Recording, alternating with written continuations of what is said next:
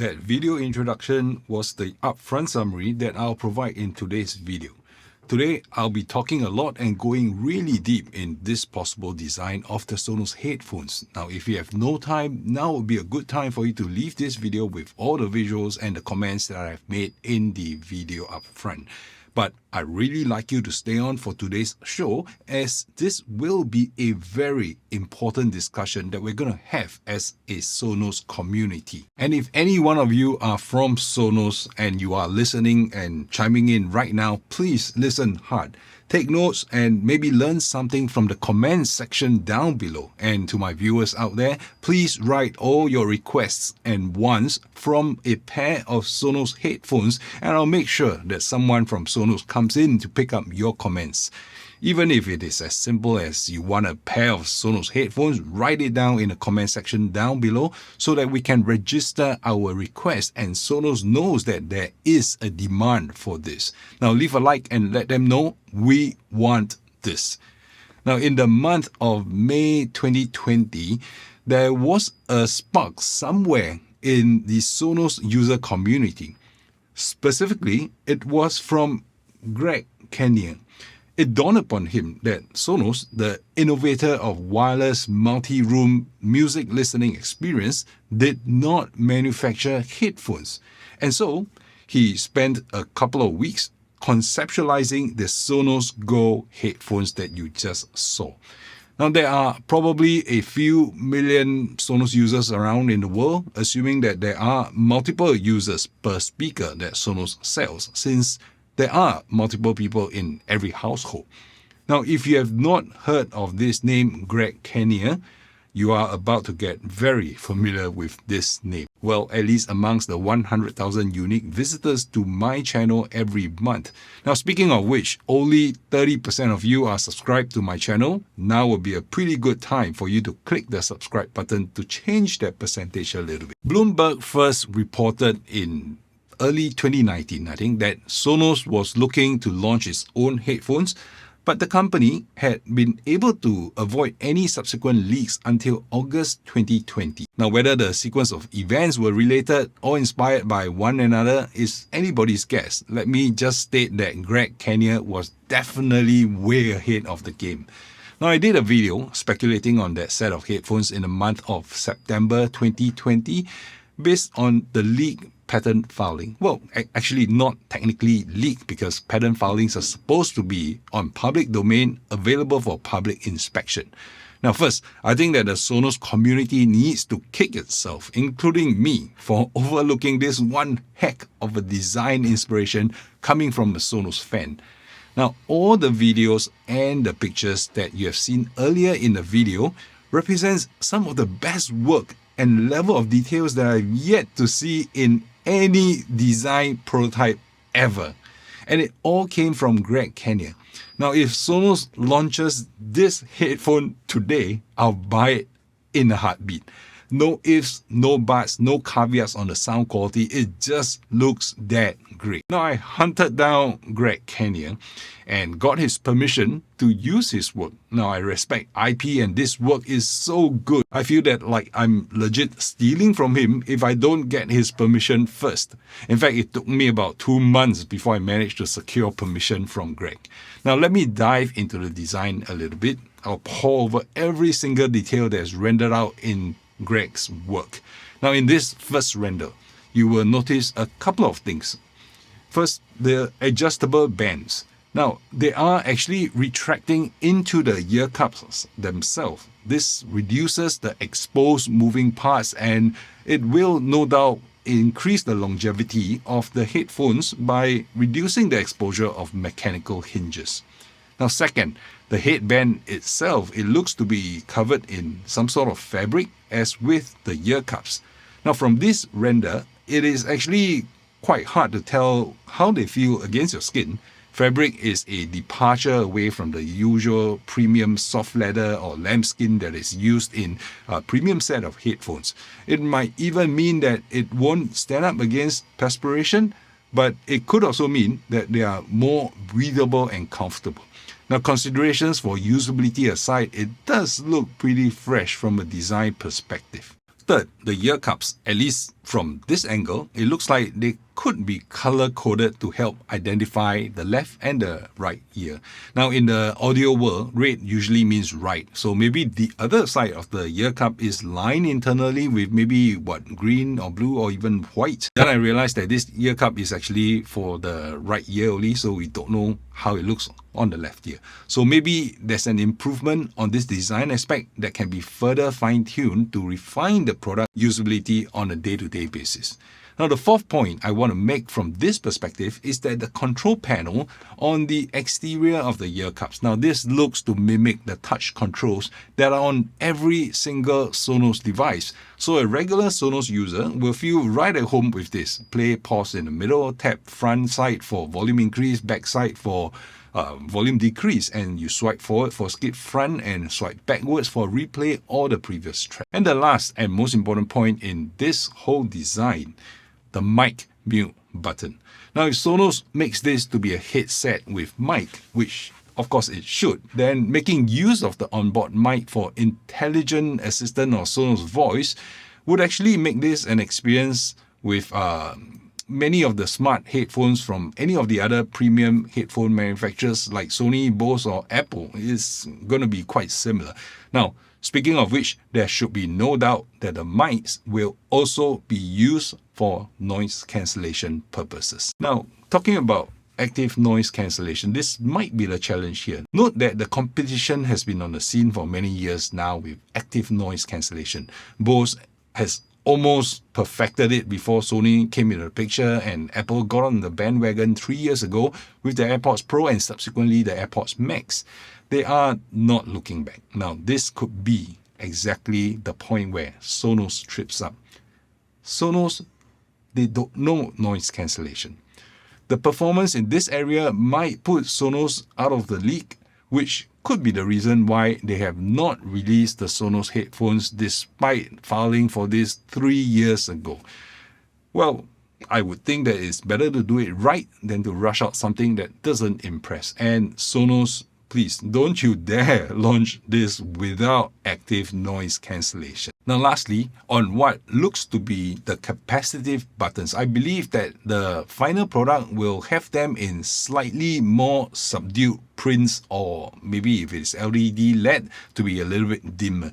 These big buttons, they look so clearly printed or brightly lit. It's like inviting some stranger on the tube to reach out and play with those buttons. I thought that it just is a little bit too big. So now, in this next shot, it seems that Greg has considered that this might be available in 2, maybe is it 3 colors. Now, over the years, short of limited edition and the Hey edition of the Sonos One speakers, Sonos has only ever made 2 colors available to us. It's either black or white. Now, only in 2022 have they actually ventured further to make more colors available for the Sonos Roam. Now, the Roam, it targets a slightly different demographic, right? Maybe a little bit less homebound and more outbound and younger segment of the market where personal audio has a bigger grip on. But for this supposed headphones, it might do well to follow the same route of making it available in black and white at launch and subsequently have more colors maybe half a year or 1 year down the road. Now, Apple AirPods Max has a couple of colors at launch, but I believe that the best selling colors are still going to be the black and the silver because it simply blends in a little bit more. Now, in this next render angle, I want to point out 3 things. First, the contact points at the top of the band, they appear to be charging pins, meaning to say there could be a charging dock that comes with it. Now I have to show up the next render here. Now this is the close-up shot of the charging pins. Now the level of detailing that Greg has put in here is insane. And I mean, just look at Greg even detailing in the very small scratches that are made on the charging pin. The dock itself is modeled after how the Sonos Move charges on the charging dock. In a way, this feels like a wireless charging dock in the sense that you don't need to run a cable to the headphones itself, but it is still based on electrical contact points. Which brings us to the second talking point about this render. Now, Greg has also designed in a USB-C charging port at the base of the ear cups. Now you'll find the charging port right under the ear cup, which is next to the power button. Now, while this is an alternative charging mode, it is actually a very good inclusion because sometimes when we're traveling, we don't want to have to move the dock together with us. Now, USB-C seems to be ubiquitous at this point in time, so it makes sense to have the USB-C charging port. And right next to that port is the third talking point on this render, the power button. Now, while the render is not very clear here, it looks to be a combination button, meaning to say the mode button to switch between the Wi-Fi and the Bluetooth mode should also be using the same button, and the joining and pairing is also using the same button. Either is activated by pressing the buttons for differing amount of times. I never actually found this to be particularly intuitive on the Sonos Roam, but other than the portable speakers, no other speakers from Sonos actually has a power button. Now, I'm pretty sure that Sonos will keep this scheme for the Sonos Roam and transplant it to this pair of headphones. It just doesn't have the space for extra buttons like on the Sonos Move. And at this point in the discussion, it brings about a very important discussion point. Now, you have to pay attention to this. I am pretty sure that Sonos headphones is going to be a Wi-Fi enabled headphone. There are a couple of different branches of considerations here. Now, Wi-Fi, it actually sucks a lot more power than Bluetooth. The power consumption is going to increase here. And as a direct result of that, there will be much more radiation from Wi-Fi than Bluetooth. And this set of headphones, they're going over your head. I don't know and can't be bothered about the health implication of this, but I'm pretty sure FCC and some consumers will be concerned. So this could possibly be the first headphone on the market that is a Wi-Fi headphone with direct internet streaming capabilities and thus smart assistance access without relying on a pair to your phone. And it could also be the first product from Sonos that doesn't use Wi-Fi. Personally, I'm not bothered by the stronger signals and higher radiation. I think we humans live too long nowadays anyway. Better to enjoy a short life than suffer a long one. So Sonos, don't you dare launch this without Wi-Fi. Well, actually, I know you will launch it with Wi-Fi. That is what Sonos is. Now, I want to be able to access my music and use this as a multi-room speaker, right? Sharing music and joining other Sonos speakers in a house. Now, even if you have to launch this with a warning label that says may shorten life expectancy, may cause brain damage, just please launch it with Wi-Fi. I don't mind. Now, the other thing about the USB-C port, what if it acts as a DAC, a digital to analog converter? What if Sonos allowed the port to be connected via USB-C and it acts as a sound source, right? The connected computer or the phone. This could mean that this will be the first device that Sonos makes that will act as a gateway from any computer, laptop, phone, tablet to actually push sound into the Sonos ecosystem through USB-C. Now, heck, it will be the first from anyone, not just Sonos, but given that the Move and the Roam already has a USB-C port and they didn't do it, it doesn't look quite possible that Sonos will do it this time round. Now, amongst all the ports and the buttons here, you might notice a port missing, which is the analog 3.5mm input port. Now, a lot of headphones, those from Bose, Sony, Apple, they allow for 3.5mm input. Yeah, well, okay, the Apple one, the Apple AirPods Max, you require an optional dongle, but yes, you could still do it. Now, would Sonos allow that? Now, if Sonos allows that, it would actually allow these headphones to act like a gateway to get analog audio into the Sonos ecosystem. Now, Sonos Play 5 had that functionality right up to the current iteration, along with the analog output. The new Sonos 5 removed that analog output, so if you wanted analog input, then you could only work with the Sonos 5s. Yeah. But if this allowed for analog input, it would mean one more way to get music into the Sonos ecosystem. Now, if Sonos wanted to protect that functionality and reserve it only for the Sonos 5 or the Sonos port, then therein lies a problem. Now, most headphone users want to be able to listen to some analog source. Maybe it's an external music player or something without Bluetooth functionality. Maybe you want an easy way to connect from the headphone output of your laptop.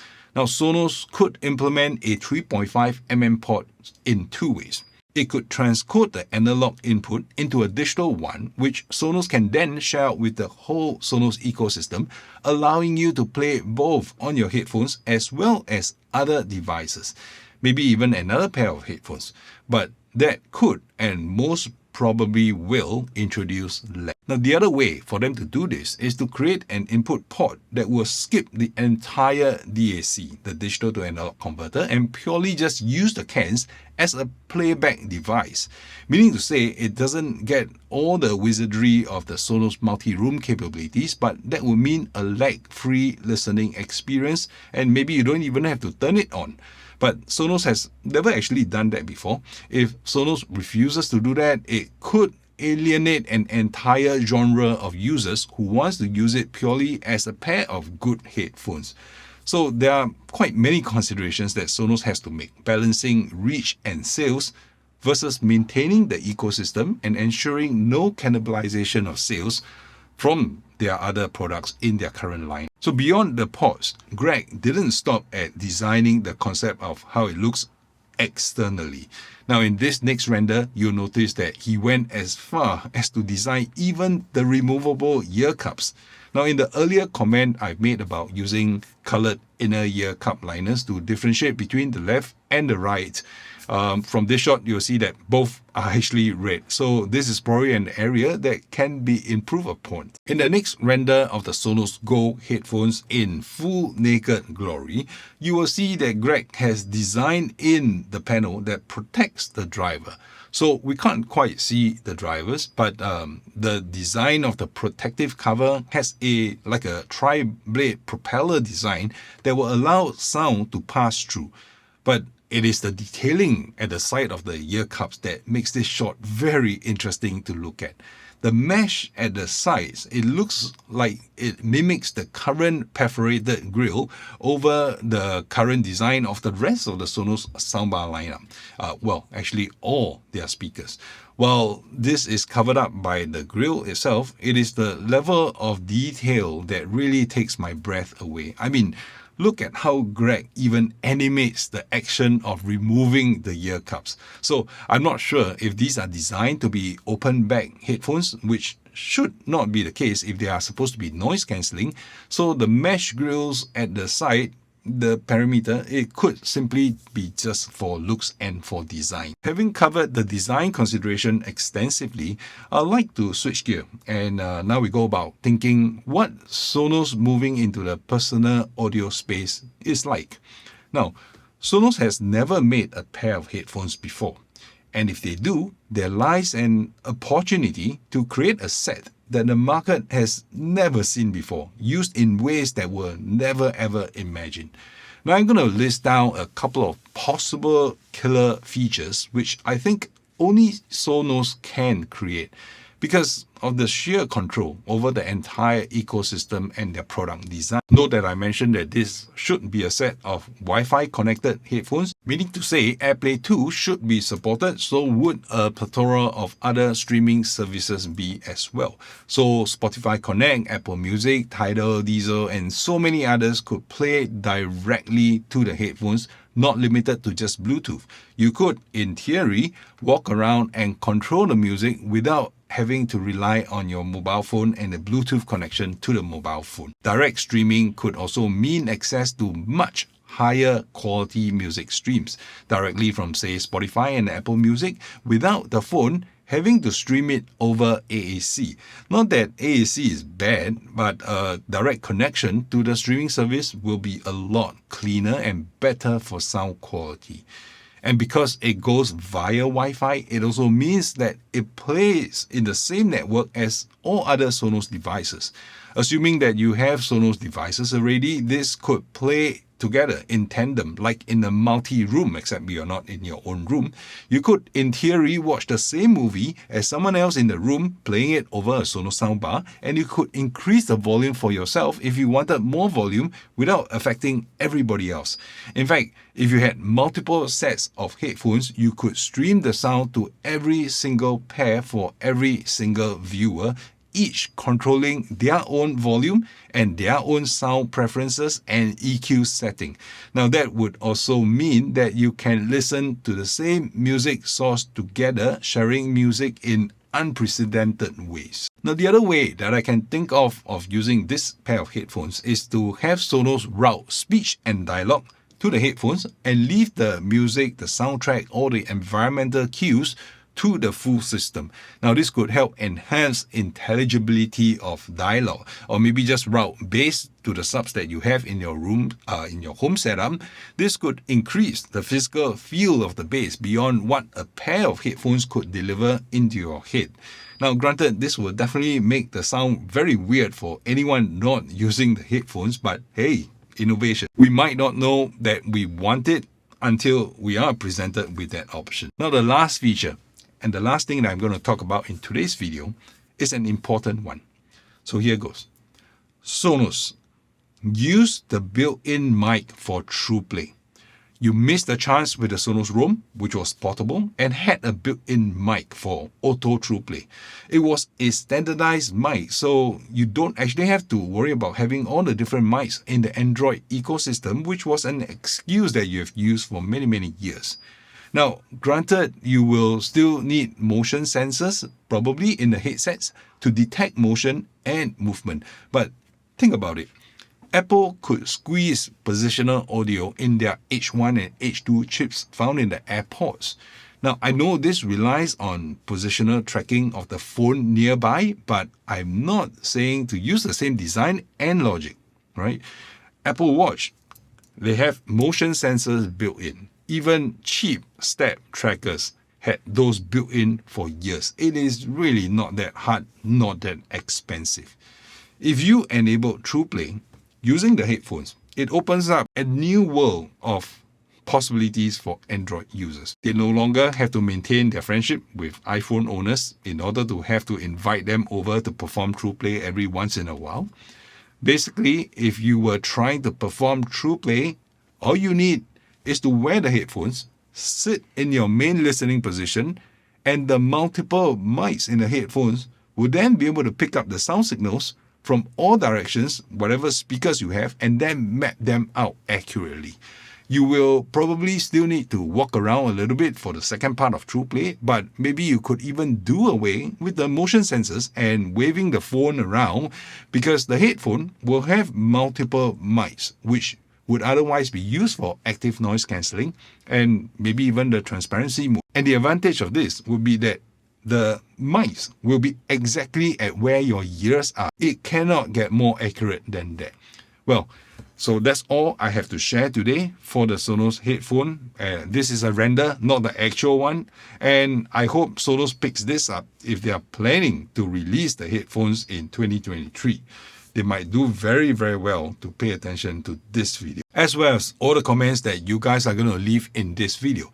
So if you're still hungry for more information on the headphones, maybe check out my very old video, which I did before, on the pattern filing that Sonos filed for the headphones. I think I did that more than 2 years ago. That video might not be of the highest quality, but I think the points are all still valid. And I will see you over in that video.